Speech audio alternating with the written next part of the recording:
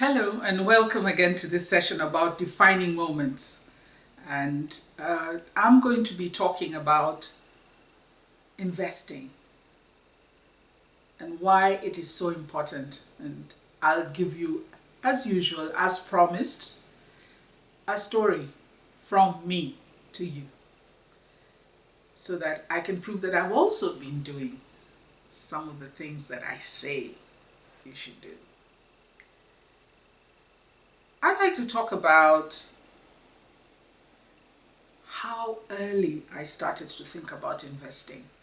And I started off when I was 8 years old. I really wanted to get some money.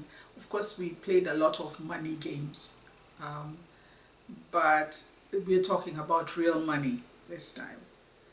And I participated in a competition where we were expected to write a composition that would then be one of those that would be chosen by a national panel for primary schools. And as is typical with young people, you write something and you forget all about it. And one fine day, hey, I won. I was one of the three best in the country, and we were awarded money at that time, and it wasn't that much. I think it was 150 Kenya shillings, but for a child, that's a huge sum of money. Uh, it would be equivalent to about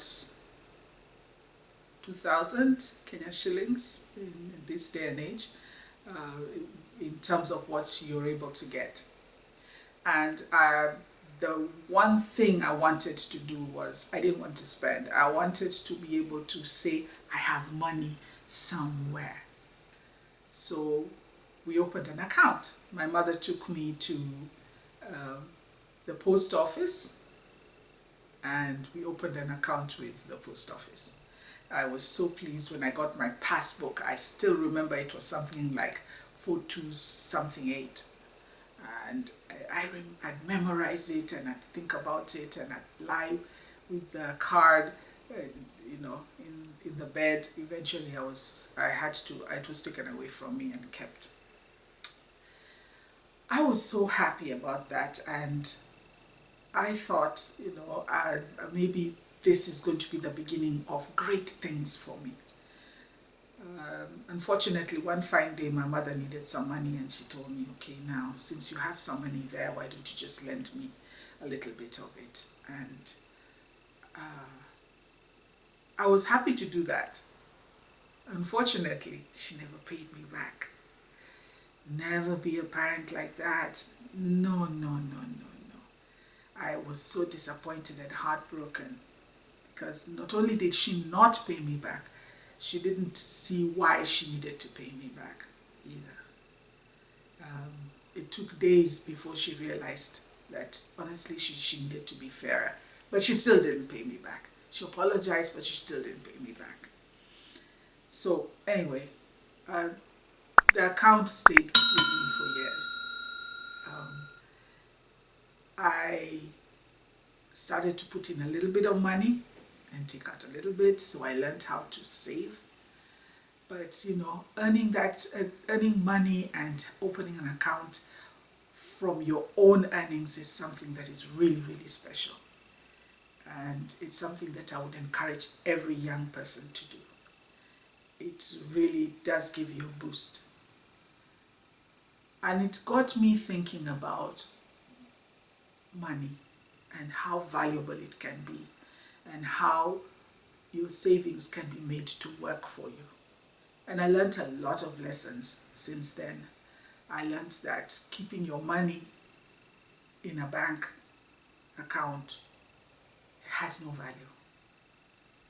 I think they could make a lot more money from you than you make for yourself.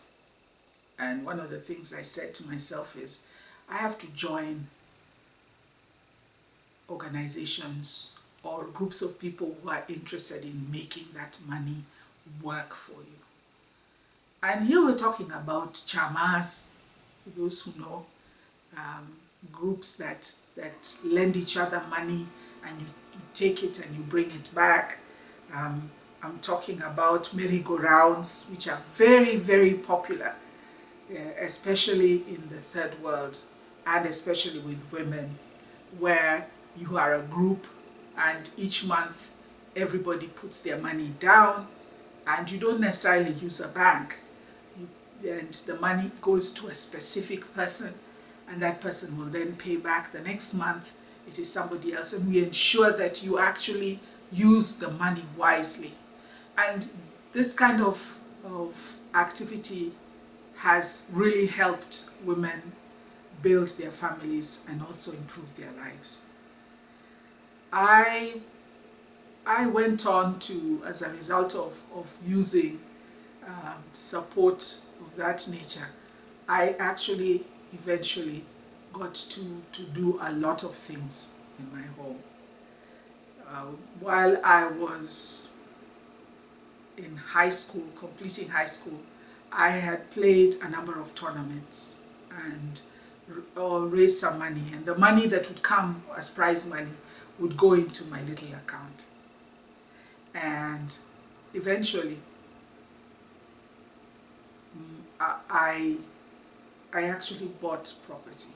My first property was actually bought when I was just after 18 years old. And I bought land in Siaya town. And my mother helped me. She walked with me. She went through every process with me. And she taught me a lot, because she's someone who had worked in handling a lot of money in her time for clients. She did a lot of work in acquisition of property and selling and so on, and as an agency. So it was really, really exciting for her to see her daughter do that. For me, it was just mind-blowing. And a little stressful, because I couldn't tell whether someone is lying to me or not. And that property I sold about 10 years later, and it gave me a lot of really good money. And to me, that was the beginning of many of the other activities that I've done.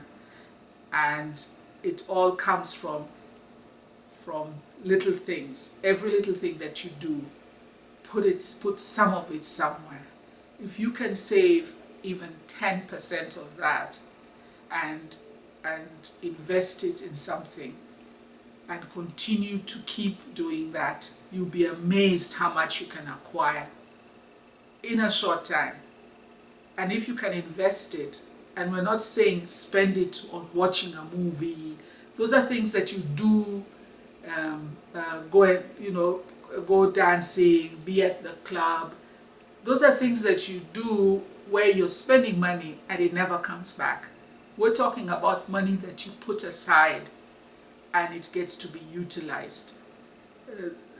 Now I'm able to put in money in organizations where the money will come back plus some extra on top.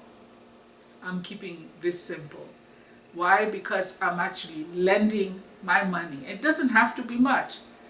Lending my money, and it comes back with more. So just think about this. Where are you investing your money? And how are you making sure that you're benefiting? Think clearly about where your investment goes, because sometimes we think it just has to be put in a bank so I can say, this is how much I have. But could you not invest it in something that actually gives you returns that make sense for you? Again, I'm saying you do not have to have a lot of money to be able to invest. You just need to open your eyes and see what is happening around you, and then find out, can I invest in this, and what will be the returns for me? Sometimes you fail. But more often, the fact that you made that effort always pays back. So share with me. Let us know what you are doing.